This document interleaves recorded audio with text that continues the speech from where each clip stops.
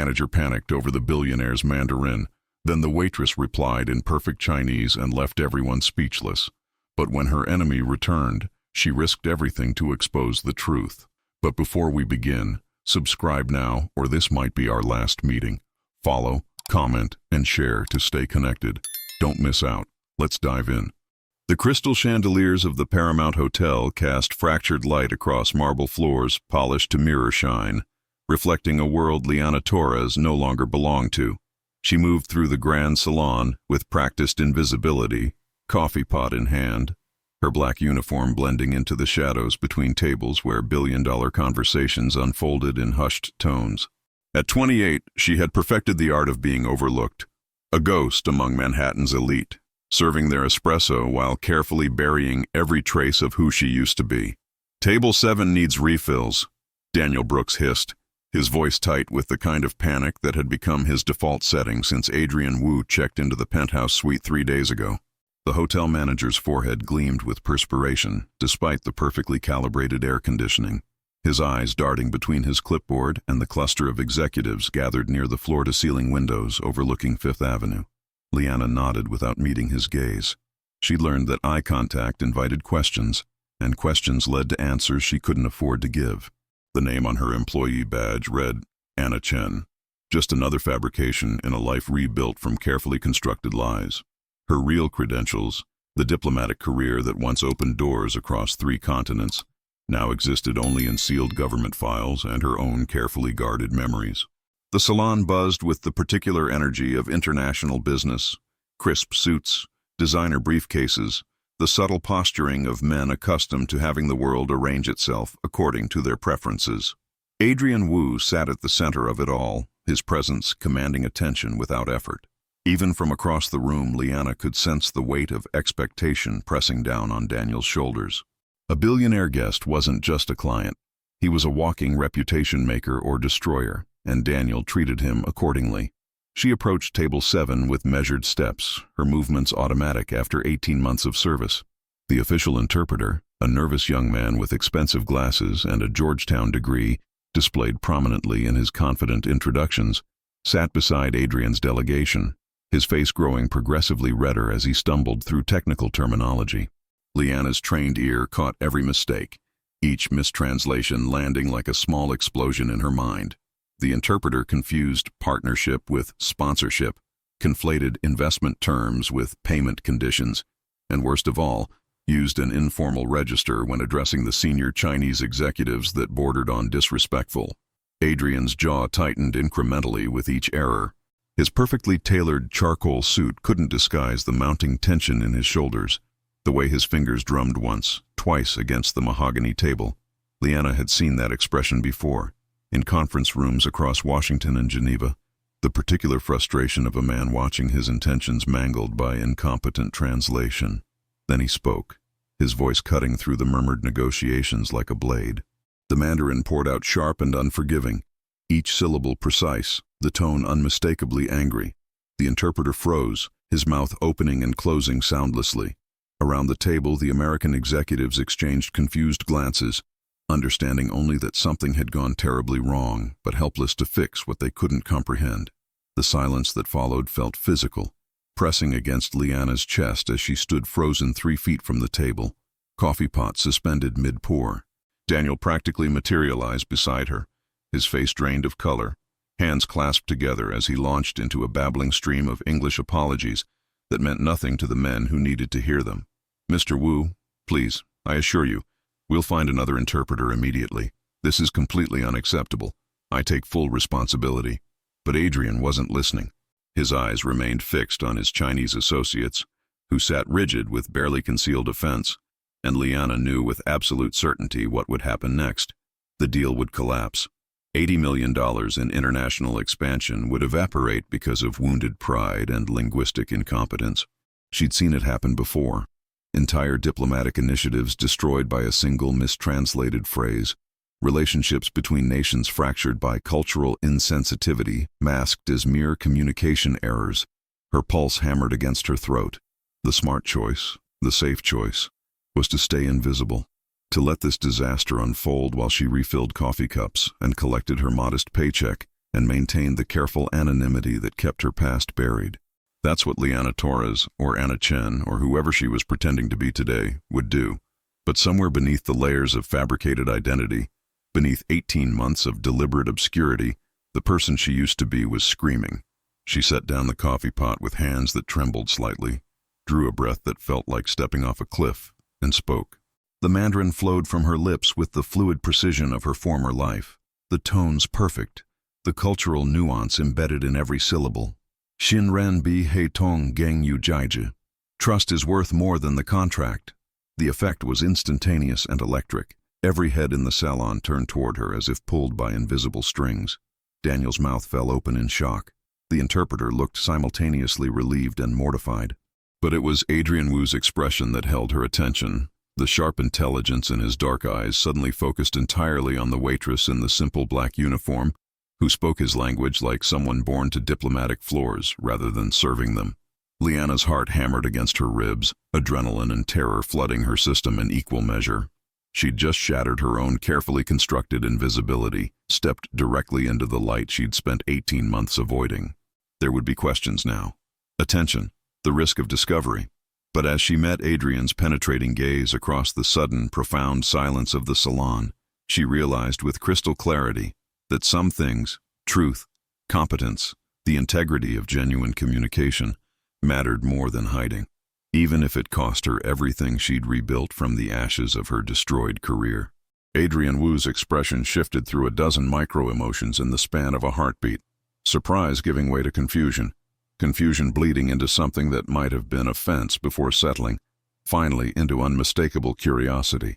His eyes narrowed slightly, studying Liana with the intensity of a man accustomed to reading balance sheets and finding the numbers that didn't quite add up. She didn't flinch under his scrutiny. Instead, she continued in flawless Mandarin, her voice steady, despite the racing of her heart. She translated Adrian's previous outburst with precision, but more than that, she smoothed the sharp edges of his anger into firm disappointment, preserved his meaning while adjusting the cultural register to something the Chinese executives could receive without losing face. It was the kind of linguistic diplomacy that took years to master, the invisible art of building bridges between not just languages but entire worldviews. The change in the room was palpable. The rigid shoulders of the senior Chinese executive gradually relaxed. His colleague, who had been gathering his briefcase in preparation to leave, slowly lowered it back to the floor. The translator's red face faded to merely pink, though he seemed to shrink into his chair, suddenly aware of how thoroughly he'd been outclassed by a woman in a server's uniform. Adrian leaned back slightly, his attention never wavering from Liana's face. She could feel the weight of his assessment, the questions forming behind those sharp eyes. But he said nothing, simply gestured with one hand, a small, almost elegant movement that somehow commanded absolute attention. "Continue," he said simply, in English. Daniel Brooks made a strangled sound that might have been protest or panic or both. "Mr. Wu, I apologize, but Anna is just... she's not qualified to. This is highly irregular." I said continue. Adrian's voice remained quiet, but something in its tone made Daniel's objections die mid-sentence.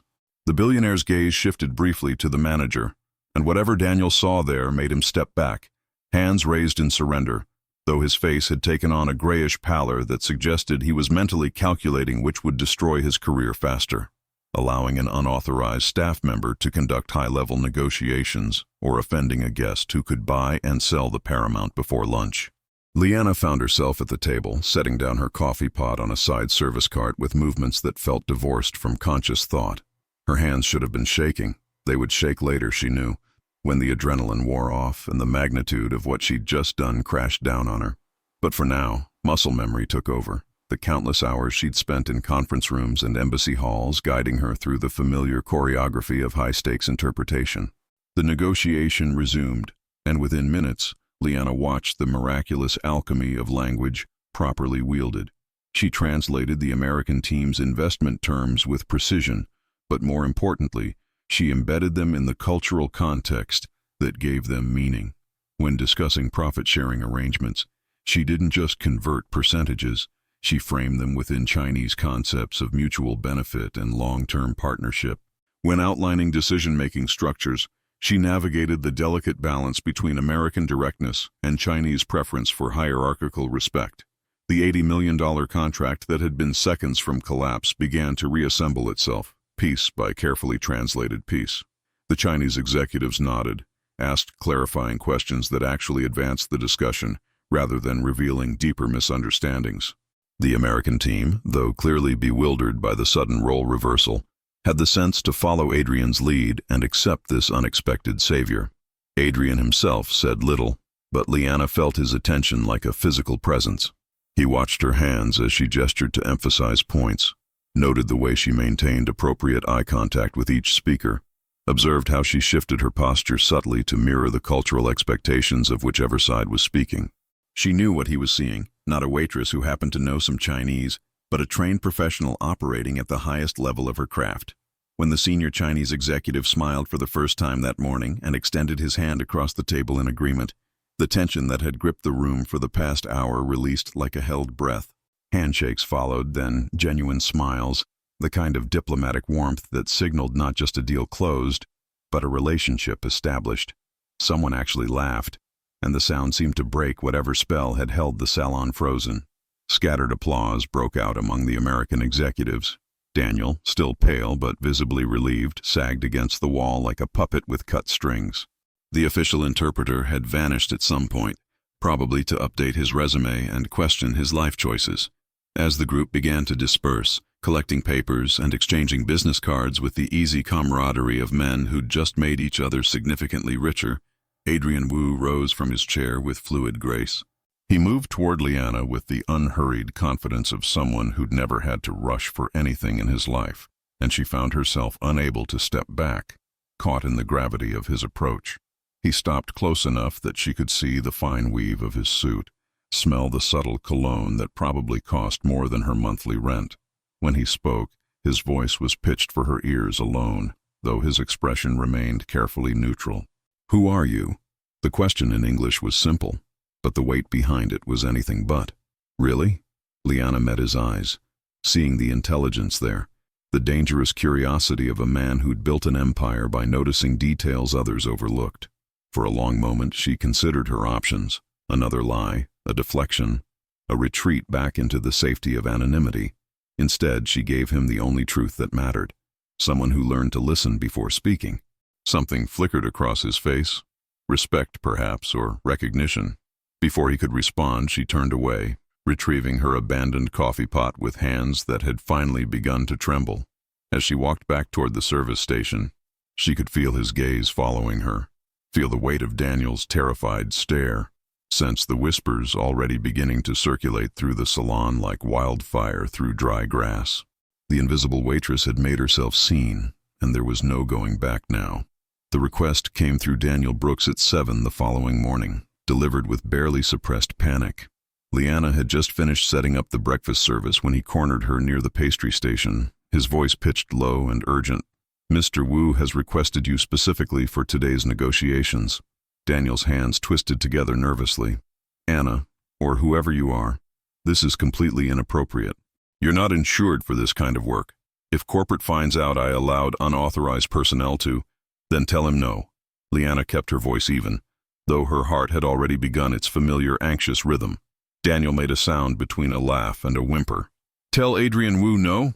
One negative review from him and I'll be managing a motel off the interstate." He rubbed his face with both hands. "Just do it. One more time." Liana studied him for a long moment, seeing the fear that made him cruel. She should have felt sympathy. Instead, she felt only cold, clear determination. "I'll do it," she said quietly. "Not for you, for myself." Because somewhere in the sleepless hours of the previous night she'd realized something essential. She'd spent 18 months being invisible, and invisibility was just another word for erasure. Maybe it was time to prove that the woman who'd once commanded respect in embassy halls hadn't been completely destroyed. The morning session began precisely at 9. Adrian tested her immediately, and she recognized it for what it was: due diligence from a man who hadn't built an empire by taking anything at face value. The technical terminology he deployed was deliberately obscure, specialized financial language that separated fluent speakers from true experts. He peppered his speech with regional idioms, cultural references that required deep contextual understanding. Liana met each challenge with calm precision. When he used a Cantonese expression about bamboo bending in wind, she didn't just translate the words. She conveyed the philosophical weight behind them. When he deployed financial terminology with no direct English equivalent, she provided context-appropriate alternatives that preserved both meaning and nuance. More than that, she matched his subtle humor beat for beat. When he made a dry observation about American business practices being as subtle as firecrackers at a funeral, she translated it with perfect timing that made even the American executives laugh at themselves. And then Adrian smiled. It was barely there, just a slight curve at the corner of his mouth, but Liana saw it transform his entire face. The hard edges of grief and responsibility that seemed permanently carved into his features softened for just a moment, and she glimpsed the man underneath the billionaire armor, someone carrying weight that had nothing to do with money. Recognition flickered through her like an electric current. She knew that particular brand of sorrow, the kind that came from losing something fundamental and being forced to keep functioning anyway. Whatever loss he was carrying, it had marked him the same way her destroyed career had marked her. She glanced away, unable to hold his gaze, and found herself looking directly at an older woman seated near the window. Elaine Wu watched the proceedings with intensity that belied her stillness. When their eyes met, Elaine smiled, warm and knowing, suggesting she saw far more than people gave her credit for. Throughout the morning, Liana became aware of Elaine's attention returning to her again and again. During a break, Elaine approached with graceful determination. Her hands moved in fluid sign language, and Liana responded automatically, the ASL coming as naturally as the Mandarin had yesterday. Elaine's eyes widened in delighted surprise, and for the next 10 minutes, they conversed in comfortable silence while the world rushed around them, two women communicating in a language the powerful men in the room couldn't intercept. "You see him?" Elaine signed, her expression gentle but direct. "The sadness he tries to hide." Liana hesitated, then signed back. "I recognize what I carry myself. That's why I trust you." Elaine's hands moved with emphasis. "Not because you speak many languages, because you understand silence." The connection that formed felt inevitable and slightly terrifying, an alliance neither had sought but both recognized as necessary. Before Liana could fully process what it meant, she caught movement in her peripheral vision that made her blood turn to ice. Michael Grant stood in the salon's entrance, his expensive suit perfectly tailored, his smile perfectly calibrated. He looked exactly as she remembered, polished, confident, the kind of man who inspired immediate trust right up until the moment he destroyed you. His eyes swept the room with casual authority before landing on her, and she watched recognition dawn across his features. For 18 months, she'd imagined this moment with pure dread. Now that it was here, the terror was worse than her nightmares had prepared her for. Her hands went numb. Her carefully constructed composure cracked down the middle, and for one horrible second she was 26 again, standing in a Senate hearing room while everything she'd built crumbled because of lies this man had planted. Michael's smile widened fractionally, and she knew with absolute certainty that he'd come here deliberately. Not coincidence, not accident. He'd found her. Adrian returned to the table, his attention shifting between Liana's sudden pallor and the newcomer approaching with outstretched hand. "Mr. Wu? Michael Grant, International Business Consulting. I believe we have mutual interests to discuss." The danger had arrived wearing a $1,000 suit and carrying a briefcase full of carefully constructed lies, and Liana felt the fragile safety she'd built disintegrating like paper in rain. Michael Grant's handshake with Adrian Wu was performance art, firm without being aggressive, accompanied by exactly the right degree of eye contact and a smile that suggested both competence and deference. Liana watched from her position near the service cart, every instinct screaming at her to run, to retreat into the kitchen and disappear into the shadows where she'd lived safely for 18 months. Instead, she forced herself to remain still, to arrange her features into careful neutrality. If she fled now, she'd confirm whatever story Michael was about to spin. "Your reputation precedes you, Mr. Grant," Adrian said with polite interest, though something in his tone suggested he was reserving judgment. "Please call me Michael." He settled into a chair with easy confidence. "I've spent the last decade facilitating Chinese-American business partnerships." His gaze drifted deliberately toward Liana, held just long enough to make his recognition obvious to her while appearing casual to everyone else. The message was clear. I see you. I know you. She turned away, busying herself with straightening coffee cups that didn't need straightening, but her hands trembled badly enough that porcelain clinked in audible betrayal. When the morning session finally broke for lunch, Liana practically fled to the service corridor. She made it 3 steps before Michael's voice, pitched low and intimate, stopped her cold. Anna Chen. Creative choice. He stood close enough that she could smell his cologne.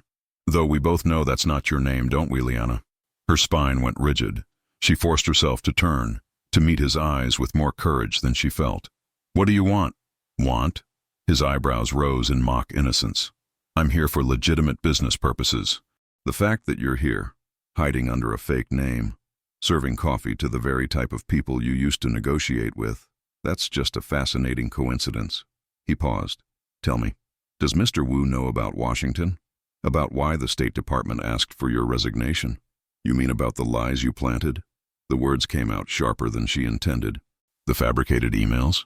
The mistranslated documents you altered to make me look incompetent? Or worse? I have no idea what you're talking about. His expression remained pleasant, but his eyes had gone cold. I'm simply concerned about Mr. Wu's well-being. He's about to trust sensitive negotiations to someone with a questionable past. Don't you think he deserves to know the truth? The threat wasn't even subtle. Before she could respond, Michael smiled again, that perfectly calibrated expression that had fooled everyone who'd ever trusted him. Good seeing you again, Liana. I'm sure we'll be working closely together. The afternoon deteriorated rapidly. Daniel pulled her aside with nervous energy that suggested he'd received instructions from someone with authority. Anna or Liana, I'm going to need you to take some time off. Paid leave, completely voluntary. His eyes begged her not to make this difficult. There have been concerns raised about your background. Who raised concerns? But she already knew. That's confidential. Just go home. We'll sort this out in a few days. By the time she collected her things, whispers had metastasized through the hotel staff. Ex-spy. Fake credentials. Government investigation. Each rumor more creative than the last, none quite hitting the truth, but all combining to paint her as dangerous, suspicious, untrustworthy. She encountered Adrian in the lobby, emerging from an elevator with Michael at his side, both men deep in conversation. When Adrian saw her, something flickered across his face. Confusion, concern, the first stirrings of doubt. Miss Torres. Adrian's formal tone cut deeper than anger would have. I'd like to speak with you tomorrow, after I've had a chance to review some information that's recently come to my attention. Information. She tasted the bitter irony of the word. Of course. She walked out into a Manhattan afternoon that had turned viciously wet, rain hammering down with personal vindication. No umbrella, no cab in sight, just the cold reality of having been recognized, exposed, and systematically destroyed for the second time in her life. Liana. The voice cut through the rain, and she turned to find Elaine Wu standing under the hotel's elegant awning. The older woman moved with purpose, closing the distance despite the rain. Her hands moved in sign language, slow and deliberate. I trust you. 3 words that shouldn't have meant anything, coming from a woman she barely knew. But Liana felt something crack open in her chest, not breaking apart, but breaking open. You don't know what they're saying about me, she signed back, rain streaming down her face. I know what I see. Elaine's expression was fierce with certainty. I see a woman my son trusts without knowing why. I see someone who understands grief. And I see fear in your eyes when that consultant appeared, not guilt. Fear. Her hands moved with emphasis. Whatever he's telling my son, it's lies. When Elaine pressed a business card into her hand, personal cell number handwritten on the back, it felt like being handed a weapon to fight battles she'd thought already lost. Tomorrow, Elaine signed. You fight back. I'll help. Liana watched her return to the hotel's shelter, then looked down at the card in her hand, water blurring the ink, but not quite washing it away. Michael thought he'd won by driving her out, but he'd made one critical miscalculation. This time she wasn't facing the destruction alone, and this time she had nothing left to lose except the truth itself. Liana's studio apartment had never felt smaller than it did that night, rain streaking the windows while she sat cross-legged on her bed, laptop glowing in the darkness. Her fingers hovered over the keyboard as she pulled up a contact list she hadn't accessed in 18 months. Names from another life, colleagues from embassy halls who'd watched her fall and done nothing to catch her. Pride had kept her from reaching out before. pride and shame and the soul-deep exhaustion of defending yourself against perfectly constructed lies. But Elaine's words echoed, "Tomorrow, you fight back," and fighting required ammunition she didn't possess. The first 3 emails bounced back. Addresses deactivated, careers moved on. The 4th went through, sent to David Chen, a junior analyst who'd started at State the same year she had. If anyone might still remember her as something other than a cautionary tale, it would be David. His response came at 2 a.m. "I wondered when you'd finally ask. Give me 24 hours." The files David sent were damning in their mundane detail. Original audio recordings from the bilateral trade negotiations she'd interpreted 3 years ago, before Michael Grant had gotten his hands on them. Time-stamped metadata showing when files had been accessed and altered. Email chains with modification dates that told a story of systematic sabotage. Her precise translations replaced with deliberately inflammatory mistranslations. Her hands shook as she clicked through document after document, watching her professional destruction laid out in forensic detail. Michael had been meticulous, changing just enough to destroy her credibility while leaving her actual words intact in separate files he could produce if anyone looked too closely. She spent the next 12 hours organizing everything. 3 identical pen drives, each containing the complete archive. Physical printouts of the most damaging evidence, highlighted and annotated. A timeline showing exactly when Michael had accessed her files, exactly when the errors had appeared in official records. The package she sent to Adrian's office was marked "Personal and Confidential," delivered by messenger at 9 a.m. Inside, 1 pen drive and a single sentence on hotel stationery. "The truth has a voice. So do lies. Both are on this drive."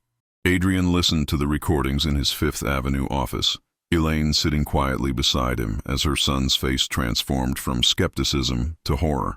The voice on the altered files was unmistakable.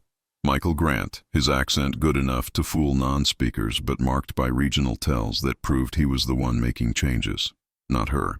The guilt that consumed Adrian was physical, pressing against his chest until breathing became difficult. He'd suspended her, doubted her. Let Michael plant seeds of suspicion that grew in the fertile soil of his own grief-driven paranoia. His father had died believing the failed negotiations were due to translator incompetence. Across the city, Michael sat in a rented office, fingers flying across his keyboard as he attempted to erase digital footprints left years ago. Sweat beaded on his forehead as he deleted files, cleared caches, tried desperately to disappear proof that was already backed up in multiple secure locations. Elaine's hands moved in emphatic sign language. "You need to hear her side, directly. Look her in the eye and let her tell you what happened." The meeting happened that evening in Adrian's office, floor-to-ceiling windows overlooking Manhattan as the sun set. Liana arrived with a messenger bag containing her evidence and composure she didn't entirely feel. The last time she'd been in a room like this, she'd left in disgrace. Adrian stood when she entered, his expression complicated. Shame and anger, and something that might have been respect. "Miss Torres, thank you for coming." "Liana," she corrected quietly, "if we're going to do this, let's at least be honest about names." She laid out the evidence piece by piece, walking him through each document with methodical precision. Here was her original recording, flawless in cultural nuance. Here was Michael's altered version, stripped of context and deliberately inflammatory. Here were timestamps proving when changes occurred. Adrian listened in silence, his jaw tightening with each new revelation. When she finished, the quiet felt heavy enough to crush them both. "My father died believing that negotiation failed because of translator incompetence." Adrian's voice was rough, barely controlled. "He spent his last months thinking our expansion collapsed because you didn't care enough to get it right." He looked at her with eyes holding too much pain. "He died believing a lie that I helped perpetuate." Liana felt something crack in her chest, recognition of shared wounds, understanding that Michael's lies had destroyed more than just her career. "I'm sorry. I'm sorry you lost him. I'm sorry he never knew the truth." The truth. Adrian tested the word's weight. He looked down at the evidence spread across his desk. "We're going to correct the record, publicly. Michael Grant is about to learn what happens when you build an empire on lies." Elaine turned from the window with a smile that was all steel beneath silk. Her hands moved in sign language, both understood. Let's destroy him. The war for truth had begun, and this time Liana wasn't fighting alone. The press conference was scheduled for 2 p.m. at Wu Global headquarters, a gleaming tower projecting exactly the kind of power Adrian had inherited and expanded. Camera crews from international outlets set up equipment, journalists murmuring speculation about what announcement warranted this attention.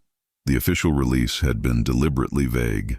Major partnership announcement regarding international expansion.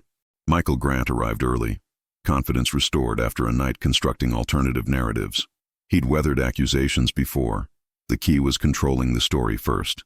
He took his position near the podium, checking notes for his speech, a masterful blend of humility and expertise positioning him as architect of Wu Global's success. What he didn't know was that Adrian had spent 12 hours making very different preparations. At 1:55, the room settled into expectant quiet. Adrian took the podium with easy authority. Michael stood slightly behind and to the left, visible to all cameras, exactly where he'd positioned himself to share the spotlight. Then Liana walked through the side door. She moved with purpose, her simple black suit, a deliberate echo of her waitress uniform but transformed by context into something powerful. In her hand, a pen drive caught the light. Every camera swung toward her, journalists sensing a story that hadn't been in the press packet. Michael's face drained of color. "Before my colleague speaks," Liana said, her voice carrying clearly, "let me translate the truth." She connected the pen drive to the conference system. The massive screens behind the podium flickered to life. Side-by-side audio waveforms appeared, one labeled Original Translation, Liana Torres, the other, Altered Version, Submitted to State Department. 3 years ago, I interpreted critical trade negotiations between American and Chinese business interests. The negotiations failed. My career was destroyed because I was blamed for incompetent translation. Her tone was conversational, but carried absolute conviction. But the translation submitted to oversight committees wasn't mine. It had been systematically altered by someone with access to State Department systems. The screen shifted to show email headers, metadata, timestamps. Michael moved toward the podium. "This is highly inappropriate, Mr. Wu. I must object." "Sit down, Michael." Adrian's voice was quiet but absolute. "Or leave. Those are your only options." The room held its breath as Michael froze, calculating odds and finding them wanting. He stepped back, hands clenching. Liana continued, clicking through evidence with methodical precision. Emails showing Michael accessing her files, submitting altered versions, constructing a paper trail pointing blame at her. Audio recordings played, his voice unmistakable as he narrated corrections that transformed diplomatic nuance into inflammatory incompetence. Journalists scribbled frantically, cameras capturing everything. This wasn't the partnership announcement they'd expected. This was public destruction of a man who'd built his reputation on lies. Michael tried one final time. "This is defamation. These files are fabricated. You'll do nothing." Adrian stepped forward, expression carved from stone. Liana Torres was the victim, not the perpetrator. "She lost everything because of lies you planted. And my father," his voice caught, "my father died believing those lies." The room erupted in questions, flashes, electric chaos. Through it all, Liana stood steady, her evidence displayed in irrefutable detail. Security appeared, police officers in uniform. Michael's eyes went wide. He tried to move toward the exit, but officers blocked his path. "Michael Grant, you're under investigation for fraud, evidence tampering, and falsification of government documents." The lead officer's voice was professional, almost bored. "You need to come with us." The cameras captured everything, Michael's face crumbling from arrogance to panic. Officers taking his arms, the perp walked through a room full of international media. Within minutes, headlines would explode. Translator vindicated after years of false accusations. Liana felt her knees threaten to buckle, adrenaline suddenly evaporating. But she kept her spine straight, expression composed, even as emotion threatened to overwhelm her. 18 months of hiding, 3 years of carrying false blame, all vindicated in one brutal public reckoning. Adrian moved beside her. "For the record," he said into the microphone, "Liana Torres is one of the most competent professionals I've ever worked with. What happened to her was criminal. What I did, suspending her based on lies, was unconscionable." Applause started slowly, then built, journalists recognizing courage when they saw it. Liana stood in the center of vindication she'd stopped believing possible. and the silence that followed was more powerful than any speech. She'd spent 3 years voiceless. But the truth had never stopped speaking. It had just been waiting for someone to listen. The metallic click of handcuffs echoed through the conference room with finality that felt almost liturgical, the sound of justice delayed but not denied. Michael Grant stood rigid as the officer secured his wrists behind his back, and every camera in the room captured the moment with hungry precision. Flashes erupted like lightning, freezing his face in expressions that cycled through disbelief, fury, and finally something that might have been fear. Adrian watched from the podium, his hands gripping the edges of the wood hard enough that his knuckles had gone white. The rage that filled him was complicated, tangled with grief he'd never properly processed and guilt that sat like acid in his throat. This man had destroyed his father's final years, had let a good man die believing in failure that never happened, in incompetence that was fabrication rather than fact. "You destroyed my father's honor." Adrian's voice cut through the chaos of clicking cameras and murmured questions. The room quieted, recognizing the weight of what was unfolding. "You let him spend his last months believing our expansion failed because of translator incompetence. You stole his peace, his confidence in the legacy he was building." He paused, and when he spoke again, his voice cracked slightly. "And you destroyed her future because it was convenient for your career." Michael twisted against the officer's grip, his polished facade finally crumbling into something desperate and ugly. "The system was broken," he said, words tumbling out in panicked justification. "Everyone was cutting corners, manipulating data to make themselves look better. I was trying to survive in a world that rewards results over ethics.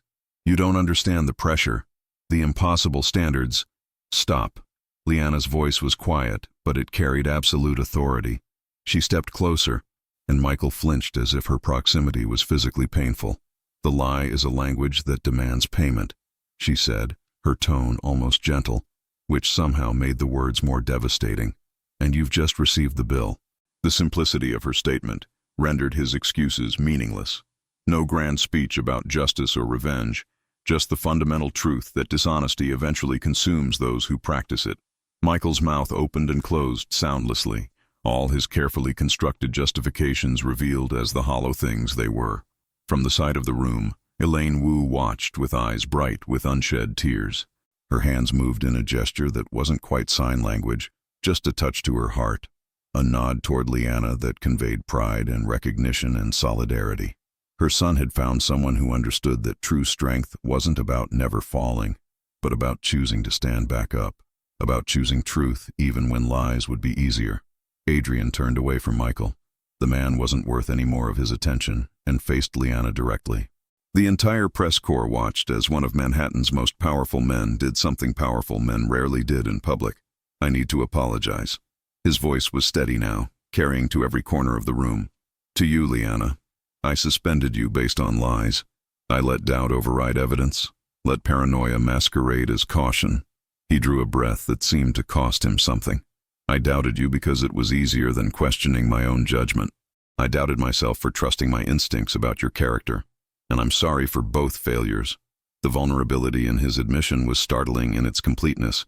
No corporate hedging, no carefully worded non-apology, just raw acknowledgement of harm done and responsibility accepted. Liana looked at him for a long moment, seeing the man beneath the billionaire armor, someone learning that wealth couldn't protect you from making terrible mistakes or from the necessity of making them right. When she spoke, her voice carried the kind of serenity that only comes from having already survived the worst and discovered you could still breathe. "Forgiveness is also translation," she said softly, "taking pain and converting it into understanding, taking betrayal and finding the possibility of trust again." She met his eyes directly. "I forgive you, Adrian, for doubting, for the suspension, for being human and flawed and scared." The applause began slowly, scattered at first, then building into something powerful. It wasn't the performative clapping of a staged event, but genuine recognition of courage displayed, his courage in apologizing publicly, her courage in offering grace that wasn't owed. Journalists who'd witnessed countless press conferences about damage control and spin recognized something rare: authentic human connection occurring in real time, unscripted and therefore priceless. Liana turned to the lead police officer and placed the pen drive in his hand with ceremonial deliberateness. "Everything you need is here," she said. "Every piece of evidence, every altered file, every trail that shows how lies were constructed and truth was buried." She paused, and something in her expression shifted. Not quite a smile, but a release of weight she'd carried too long. "I'm done carrying this alone." The officer nodded, treating the small device with appropriate gravity. "We'll be in touch for your formal statement, Ms. Torres. But I suspect your testimony today will save us considerable time." Michael was led away, still protesting, his voice fading as he disappeared through doors held open by security. The cameras followed him until he was gone, then swung back to capture Liana and Adrian standing together in the center of a room that hummed with the electric energy of a story that would dominate headlines for days. Later, when the press had finally been ushered out and the conference room stood empty except for the three of them, Adrian, Liana, and Elaine, the silence felt different from the oppressive quiet of secrets kept. This was the silence of completion, of a chapter ending so the next could begin. Back at the Paramount, word had already spread. Staff who'd whispered suspicions now murmured apologies. Daniel Brooks had sent 3 emails begging for a meeting she hadn't yet answered. The hotel's golden walls seemed to vibrate with the reverberations of truth finally spoken, justice finally served. Liana stood in the lobby one last time as Anna Chen, looking at the marble floors she'd mopped, the coffee station she'd manned, the shadows where she'd hidden from her own history. This place had been sanctuary and prison both, safety purchased at the cost of silence. But silence, she'd learned, wasn't the same as peace. And truth, once spoken, changed the resonance of every space it touched. The Paramount would remember her now, not as the invisible waitress who knew too many languages, but as the woman who'd chosen justice over safety, who'd translated not just between languages, but between past and future, between wound and healing. The echo of that choice would ring through these golden halls long after she walked out into Manhattan's evening light, finally free of the weight of other people's lies. The envelope arrived at Liana's apartment 3 days after the press conference, delivered by private courier with Adrian's corporate seal embossed in gold. Inside, a formal offer letter and a handwritten note in surprisingly elegant script, not asking you to come back to what you were, asking you to help build what you should have been all along. The official offer was for Director of Cultural Affairs and Linguistic Integrity, a position that apparently hadn't existed until Adrian created it specifically for her. The salary made her hands shake slightly. The scope of responsibility made her heart race with something that felt dangerously close to hope. She met with Adrian the following morning in his Fifth Avenue office, the same space where she'd laid out evidence that saved her reputation and destroyed Michael's carefully constructed lies. This time, the atmosphere was different, still professional, but with an undercurrent of mutual respect that changed everything. "I need to be clear about something," Liana said before he could launch into what was clearly a prepared pitch. "I won't come back as an employee. Not in the traditional sense." Adrian's eyebrows rose slightly, but he gestured for her to continue. "If I do this, I need autonomy, complete transparency in operations, no corporate hierarchy that can bury inconvenient truths for the sake of optics." She held his gaze steadily.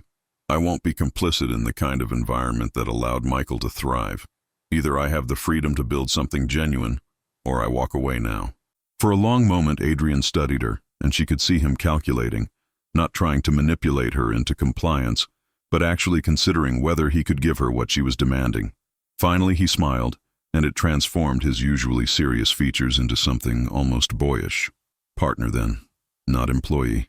He leaned forward, enthusiasm animating his voice in a way she hadn't heard before. "I've been thinking about this since that night you translated in the salon. The world doesn't need more consultants teaching phrases and etiquette. It needs people who understand that language is about connection, about integrity, about building bridges instead of just facilitating transactions." "Voices of the World," Liana said, the name emerging fully formed as if it had been waiting in her mind all along. "An institute that trains interpreters and translators not just in technical skills, but in ethical responsibility. In understanding that what we do matters beyond the immediate conversation." Yes, Adrian's agreement was immediate and complete. Exactly that. Over the next 2 weeks, the project took shape with startling speed. Elaine, who'd been quietly observing their planning sessions, announced she was donating a significant portion of her personal inheritance to establish an endowment. "My husband believed in legacy," she signed during a meeting that left both Adrian and Liana speechless. This is a better one than buildings with our name on them. The press coverage shifted from scandal to celebration. Headlines that had screamed about fraud and betrayal now proclaimed resurrection and redemption. Disgraced translator returns as leader in linguistic ethics. Wu Global establishes Integrity Institute. From waitress to partner, a story of justice delayed but not denied. Liana found herself fielding calls from former colleagues, people who'd ghosted her after the scandal, who'd been too afraid or too ambitious to associate with professional failure. Their congratulations felt hollow, their requests for coffee meetings transparent in their opportunism. She accepted some, declined others, and discovered she no longer needed their validation to know her own worth. The International Business Conference, where Adrian officially introduced the Voices of the World initiative, was held in Geneva, a deliberate choice given the city's history as a nexus of international diplomacy. Liana stood backstage, heart pounding as she heard Adrian's introduction, the woman who saved not just a business deal but the integrity of the word itself. She walked onto the stage to sustained applause, facing an audience of diplomats, business leaders, and academics who'd once respected her, then dismissed her, and now watched with renewed attention. For the next 40 minutes, she translated speeches from 8 different languages, not just converting words, but conveying cultural nuance, emotional resonance, the subtle shadings that separated communication from genuine understanding. When she finished, the ovation was immediate and prolonged. But more valuable than applause was the shift she saw in faces throughout the audience. Recognition that what she did wasn't just useful, it was essential. That language without integrity was noise, and translation without ethics was manipulation. Her reputation, once destroyed by a single man's lies, was being rebuilt on a global scale. But this time, it was founded on something more durable than professional success, on the demonstrated choice to fight for truth, even when staying silent would have been safer. Later, at the reception, David Chen, the colleague who'd sent her the files that made everything possible, approached with a genuine smile. "You know what the difference is," he said. "Before, people respected your skills. Now they respect you." Liana considered that distinction, recognizing its truth. The past was finally becoming legacy rather than wound, a foundation to build on rather than a burden to carry. The silence that had defined her months at the Paramount had been replaced by something better than mere voice. It had been replaced by the power of words wielded with integrity, with courage, with the hard-won knowledge that truth was worth fighting for. She looked across the reception hall and caught Adrian's eye. He raised his glass slightly in private toast, and she returned the gesture. They'd both been shaped by loss and betrayal. Both learned that redemption wasn't given, but earned through the choice to be better than the circumstances that tried to break you. The applause that had greeted her on stage still echoed in her memory, but it was the quiet satisfaction of rebuilt integrity that sustained her now. The knowledge that she'd survived the worst and emerged not just intact, but transformed. The panoramic terrace of Adrian's penthouse offered a view that made Manhattan look like a constellation fallen to earth, millions of lights stretching toward horizons that blurred into night sky. Liana stood at the glass railing, the city's hum a distant symphony 40 stories below, while Adrian remained a few feet behind her, silent in a way that felt weighted with unspoken things. They'd come here after the Geneva conference reception, the official celebrations giving way to something more intimate and infinitely more terrifying. Success was easy to navigate compared to whatever was unfolding between them now. The recognition that professional partnership had somewhere along the way transformed into something neither had planned for or knew quite how to name. "My father used to say that pride was the tax you paid for being right," Adrian said finally, his voice quiet enough that she had to turn to hear him properly. He stood with his hands in his pockets, his usual composure fractured around the edges. "He never told me what you pay when you're wrong." Liana waited, understanding that some confessions required patience, space to breathe themselves into existence. "I lost him because I was too proud to admit I needed help managing the grief of watching him fade." Adrian's gaze was fixed on the city, but she suspected he wasn't really seeing it. "Too proud to tell him I was terrified of inheriting an empire I wasn't sure I deserved. Too proud to be vulnerable even with the person who would have understood better than anyone." He paused, and when he continued his voice had gone rough. "And then I almost lost you the same way. Let pride and paranoia convince me to doubt what every instinct told me was true. The pain in his admission was palpable, the kind that came from recognizing patterns too late to prevent the damage they caused. Liana moved closer, drawn by the vulnerability he was offering like a gift he wasn't sure she'd accept. "You only lose people when you stop listening," she said softly. "When you decide your fear matters more than their truth. When you choose the safety of walls over the risk of bridges." She met his eyes, seeing herself reflected there.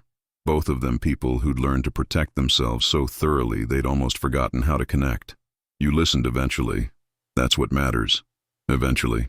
He smiled, but it was tinged with self-recrimination. "After suspending you, doubting you, letting that bastard poison my thinking with lies I should have seen through immediately. And then you stood beside me in front of the entire world and admitted you were wrong." Liana's tone gentled. "Do you know how rare that is? How much courage it takes for someone with your power to choose truth over ego?" They stood close enough now that she could see the fine lines at the corners of his eyes, evidence of stress and responsibility carried too young.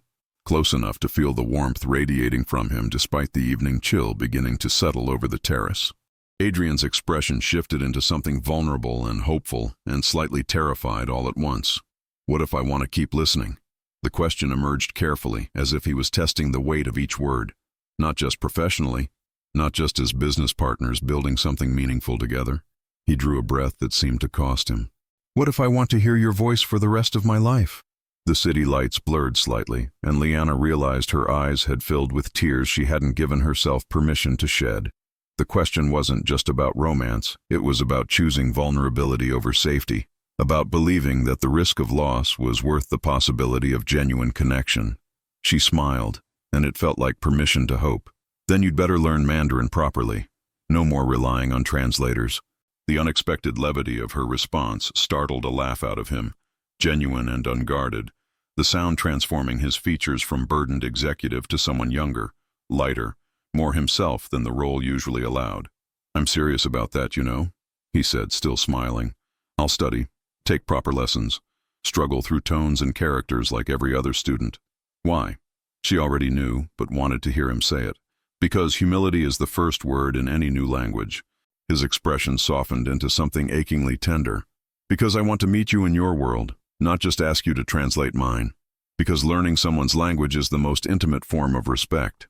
The distance between them, billionaire and former waitress, power and vulnerability, fear and courage, evaporated like morning mist under sun. When Adrian reached for her hand, the gesture was tentative, asking permission she gave by intertwining her fingers with his. The kiss, when it came, was nothing like the dramatic clinches of romantic films. It was quiet, almost hesitant, carrying the weight of everything they'd survived separately and overcome together. His hand cupped her face with surprising gentleness, and she tasted possibility mixed with promise, the understanding that this wasn't about fixing each other's wounds, but about choosing to build something new from the strength those wounds had forged. From inside the penthouse, visible through the floor-to-ceiling windows, Elaine Wu watched with a smile that spoke of satisfaction and relief. Her hands moved in a private gesture of blessing, recognizing in this connection something her son had needed more than success or wealth: the courage to be seen completely and choose vulnerability anyway. The rain began as they pulled apart, not the torrential downpour of crisis, but a gentle mist that softened Manhattan's hard edges and created halos around the streetlights below. It fell like a curtain descending on one act so the next could begin, washing the city clean while they stood together in a bubble of warmth and possibility. "I've spent 3 years learning to be invisible," Liana said quietly, Adrian's arm now around her shoulders, her head resting against his chest where she could hear his heartbeat, steady and real and entirely present. "I think I'm ready to be seen again. I've spent 3 years learning to armor myself against feeling anything too deeply." His voice rumbled through his chest into her ear. "I think I'm ready to risk it." Forgiveness, she realized, wasn't just about pardoning wrongs or releasing resentment.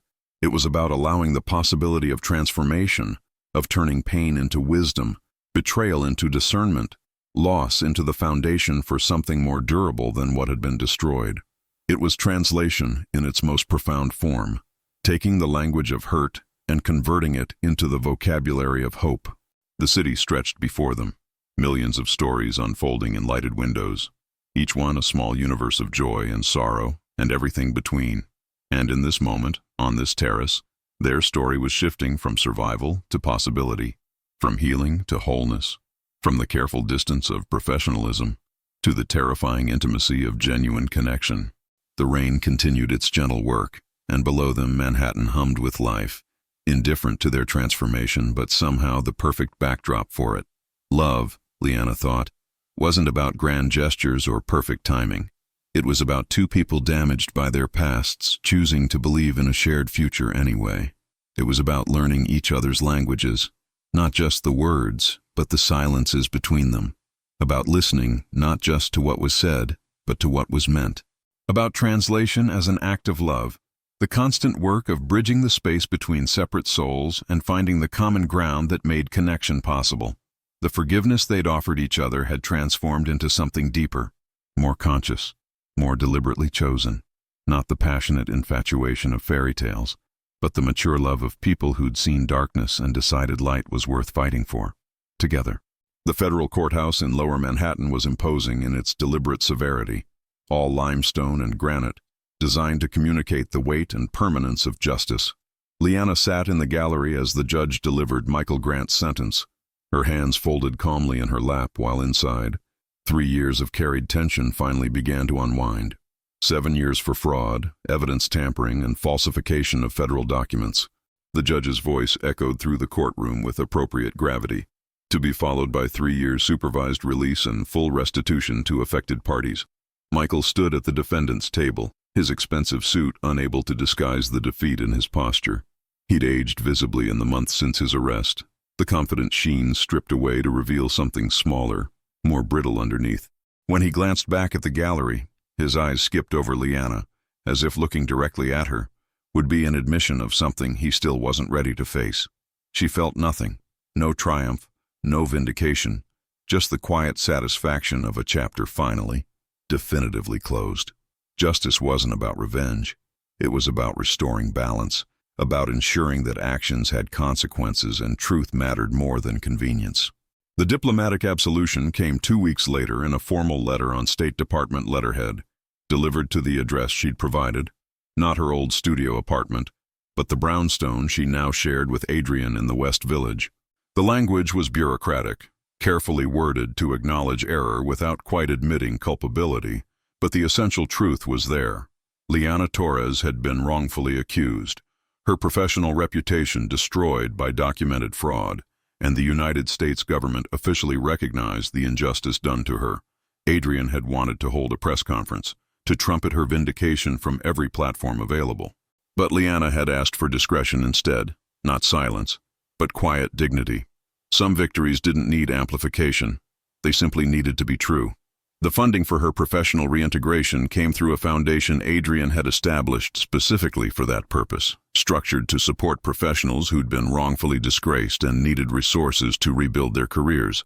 Liana was its first beneficiary, but the endowment would eventually help dozens of others, turning her personal nightmare into a template for systematic justice. The Institute's opening ceremony took place on a crisp October morning. The building on Fifth Avenue, purchased, renovated, and transformed into something that felt more like a cultural embassy than a corporate training center, gleaming in autumn sunlight. Translators and interpreters had applied from 47 countries, their credentials ranging from recent graduates to seasoned professionals seeking to deepen their ethical framework. The auditorium filled quickly, a multilingual hum of anticipation as guests found their seats.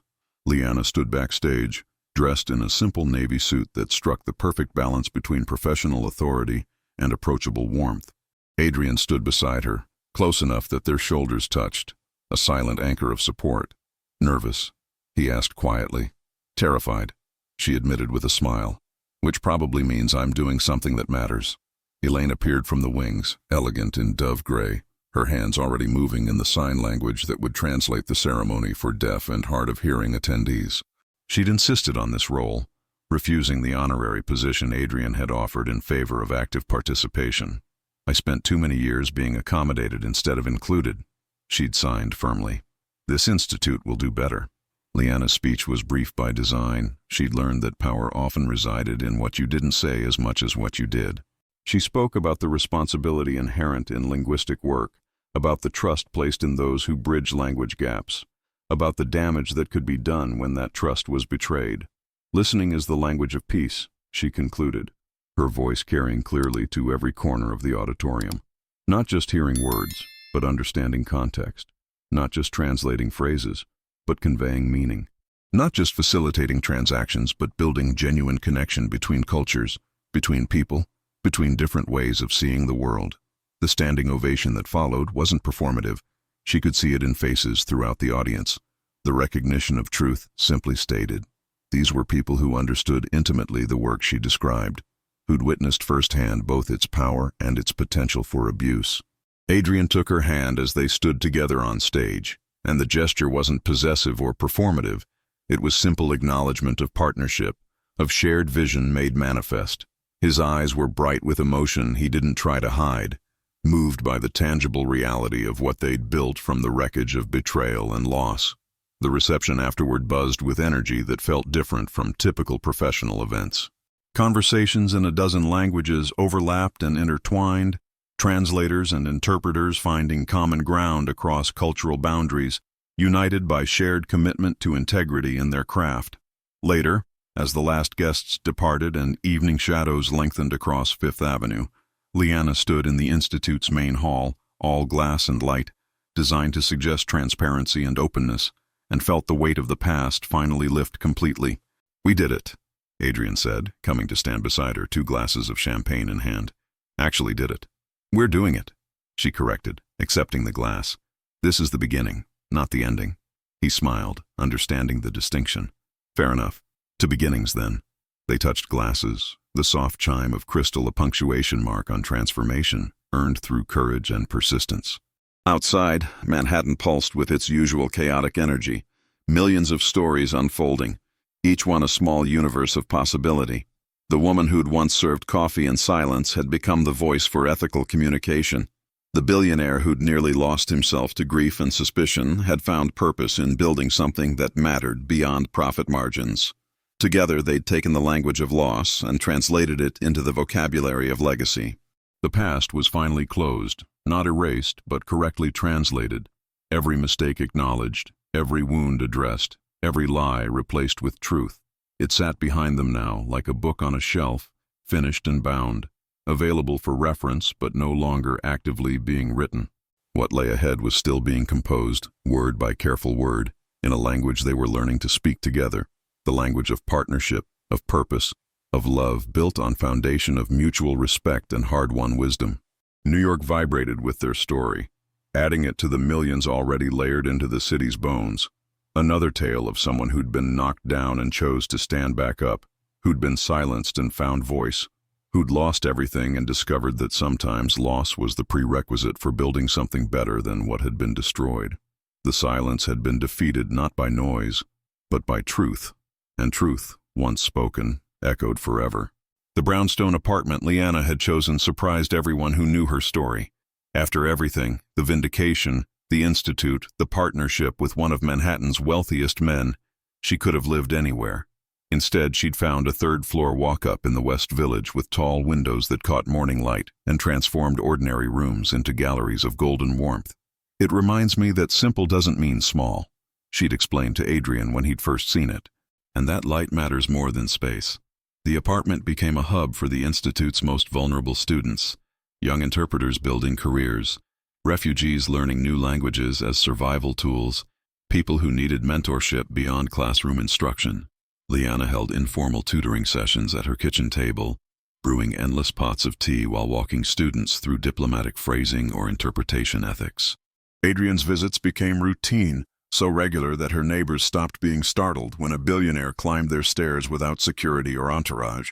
He'd arrive in jeans and casual shirts carrying takeout or groceries, settling into her second-hand sofa, as if expensive penthouses had never been his natural habitat. The partnership that had begun professionally transformed into something more fundamental, a true sharing of lives rather than just space or time. She taught him Chinese calligraphy on Sunday mornings, her hand guiding his as he struggled with brushstrokes that required patience he was still learning to cultivate. He introduced her to classical music, playing piano pieces by Chopin and Debussy on the upright she'd inherited from a previous tenant. explaining the emotional architecture of compositions the way she explained linguistic nuance. Small gestures created intimacy more powerful than grand romantic displays. The way he learned to make tea exactly as she preferred it. How she started keeping his favorite coffee beans, even though she rarely drank it herself. His reading glasses appearing on her nightstand. Her books migrating to his penthouse library. Two lives braiding together through accumulated details rather than dramatic declarations. Elaine's acceptance came through a simple gesture one afternoon at the Institute. Her hands moved in sign language, deliberate and clear. My daughter of the soul. The phrase in ASL carried weight that English translation couldn't quite capture. Chosen family, kindred spirit. The person who understood her son in ways biology had nothing to do with. Leanna's eyes filled and she signed back. I'm honored. Your family, Elaine corrected, and the distinction mattered. The city outside continued its relentless noise. Sirens and construction. Millions of conversations in hundreds of languages. The constant urban symphony that never quite stopped. But inside the spaces they'd created together, silence had become something beautiful rather than oppressive. Not the silence of hiding or fear, but the comfortable quiet of two people who didn't need constant words to communicate presence and understanding. Leanna caught her reflection one evening, passing the hallway mirror after a long day at the Institute, and paused. The woman looking back at her was familiar now, not the terrified refugee from her own past she'd seen 3 years ago, not the invisible waitress who'd perfected self-erasure, just herself, whole and present, carrying history that had become foundation rather than burden. Her diplomatic past no longer defined her in the way it once had. It was part of her story, one chapter among many, valuable for what it had taught her about resilience and truth, but no longer the entirety of her identity. She'd survived its destruction and discovered she was more than her credentials, more than her mistakes or her vindication. She was simply Leanna, interpreter, teacher, partner, survivor, builder of bridges between languages and lives. Adrian had been planning something for weeks. She could tell. He had the particular distracted air of someone keeping a secret, smiling at odd moments as if enjoying a private joke. When he insisted they spend an evening on her building's roof terrace, a space she rarely used, she suspected but didn't ask. He'd transformed it with dozens of red paper lanterns, the traditional kind used in Chinese celebrations, creating pools of warm light against the evening sky. A small table held tea service and something covered by silk cloth. Manhattan spread before them in all directions, a glittering testament to possibility. I've been practicing, he said, his Mandarin still accented but significantly improved from 6 months ago. Your language, because I wanted to ask you properly in words that matter to you. Leanna's heart began to race, recognition and hope colliding. He knelt on one knee, and somehow the gesture didn't feel cliched or performative, just genuine, this powerful man making himself vulnerable, because the question mattered more than pride. When he spoke, he switched between Mandarin and English, honoring both languages that had shaped their connection. Will you translate life with me? He opened a small box, revealing a ring that was elegant in its simplicity. Not just words between languages, but experience between two people trying to understand each other every day. Not just bridging cultures, but building a shared one. His eyes held hers, asking and hoping and already knowing, somehow, what her answer would be. Will you marry me, Leanna? The city lights blurred through tears she didn't try to hide. She knelt too, bringing them to eye level, making the moment about equality rather than hierarchy. Yes, she said in Mandarin, then English, then switched to all the languages that had ever mattered to her. The word translated, but the meaning constant. Yes. His laugh was pure relief and joy, and when he slid the ring onto her finger, it felt like more than symbol. It felt like promise made tangible. They stayed kneeling on that roof, forehead to forehead, as the city hummed around them and paper lanterns swayed in the evening breeze. The proposal wasn't about rescue or redemption, wasn't about him saving her or her completing him. It was about two people damaged by their pasts choosing to build a future together anyway, with open eyes and honest hearts and the understanding that love was translation work, constant, careful, requiring attention and effort, and the willingness to keep learning each other's languages. Below them, Manhattan continued its endless motion, indifferent to individual joy. Above them, stars struggled against light pollution to make themselves seen. And between earth and sky, two people who'd found each other through chaos and truth held each other while the world turned, and the future opened before them like a text waiting to be translated into life. The wedding ceremony took place in the Institute's main hall 6 months later, intimate by design despite the significance both families tried to assign it. Liana had been firm. This wasn't a social event or networking opportunity, but the joining of two lives that had earned privacy through surviving public destruction. 50 guests filled chairs arranged in a semicircle, the ceremony conducted in both English and Mandarin by an officiant who understood that bilingual vows weren't affectation, but necessity, a reflection of who they were separately and together. Liana wore simple ivory silk that moved like water, her hair loose rather than styled into elaborate architecture. Adrian stood waiting in a tailored suit that somehow managed to look both elegant and understated, his hands clasped to keep them from shaking with emotion he no longer tried to hide. When she reached him, when their hands joined, when they faced each other with 50 witnesses and a future full of unknowns, Liana spoke her vows in both languages, translating not word for word, but meaning for meaning, the way she'd learned to do with everything that truly mattered. "I promise to listen before speaking, to seek understanding before judgment," she said in Mandarin, then English. "I promise to translate not just your words but your heart, to bridge the distance between what you mean and what I hear, to never stop learning the language of who you are." Adrian's vows matched hers in vulnerability and intention. "I promise to love you in every language you speak, including the ones without words, to honor your voice and your silence, to build with you rather than for you, to keep learning, keep growing, keep choosing you every day." His Mandarin had improved remarkably, the tones nearly perfect, and Liana felt fresh tears at the evidence of hours he'd invested simply to speak to her in the language of her childhood and heritage. Elaine sat in the front row, dabbing her eyes with an embroidered handkerchief, her expression radiating contentment and pride. When the officiant pronounced them married and they kissed, gentle and profound, sealing promises they intended to keep, Elaine's applause was silent but vigorous, her smile speaking volumes her hands couldn't sign while holding a tissue. The small reception afterward felt less like a wedding celebration than a gathering of family, which was precisely the point.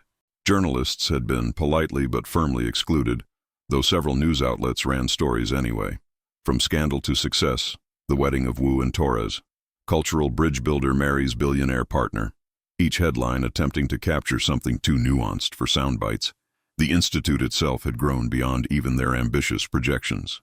Applications came from 47 countries, students ranging from fresh graduates to seasoned professionals seeking ethical frameworks for their work. The curriculum Liana had designed emphasized not just linguistic skill, but cultural humility, the understanding that translation was about serving communication rather than controlling it.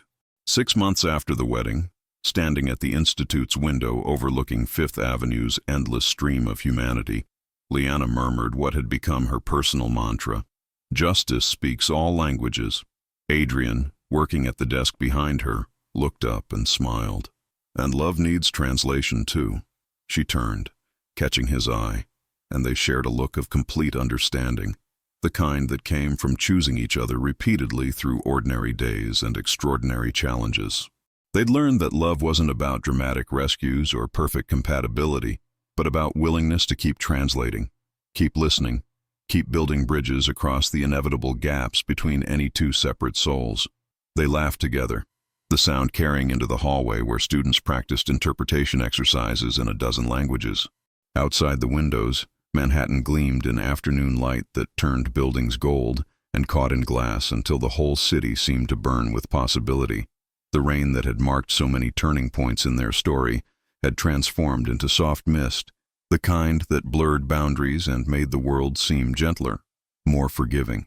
The fear that had once paralyzed Liana, that had driven Adrian into isolation, had evaporated like morning fog under sun. What remained was simpler and more durable. Two people who'd survived their worst and built something better than what had been destroyed. A woman who'd been silenced and found not just voice but purpose. A man who'd inherited wealth and discovered meaning. Together they'd translated pain into wisdom, betrayal into discernment, loss into legacy. The Institute would outlive them, training generations of translators who understood that their work mattered beyond words, that they were architects of understanding in a world that desperately needed bridges. Students would leave these halls carrying not just linguistic skills but ethical frameworks, understanding that how you translated mattered as much as what you translated. Liana's story would be told and retold, gaining embellishment with each version. The waitress who saved an empire, the translator who exposed corruption, the woman who transformed scandal into system change. Most versions would miss the essential truth, that her victory wasn't about revenge or vindication, but about refusing to let someone else's lies define her reality. She'd been silenced, and she'd found voice. She'd been destroyed, and she'd rebuilt. She'd been invisible, and she'd become impossible to overlook, not through dramatic transformation, but through the steady accumulation of choices, to tell the truth, to demand justice, to build rather than destroy, to love despite risk. The woman who'd served coffee in careful anonymity had become a voice for ethical communication worldwide.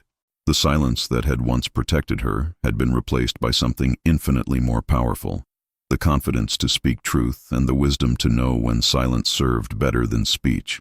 As Golden Hour painted Manhattan in shades of amber and promise, as their students' voices created a symphony of linguistic diversity in the halls, as the life they'd built hummed with purpose and presence, Liana understood that redemption wasn't about erasing the past. It was about translating it correctly, taking what had been broken and finding the meaning within the wreckage, converting pain into purpose, transforming endings into beginnings. The silent woman had become voice. The lie had been defeated by truth. And love, it turned out, really did speak every language. If you were willing to keep learning, keep translating, keep building bridges across the gaps between separate souls, seeking connection. The end.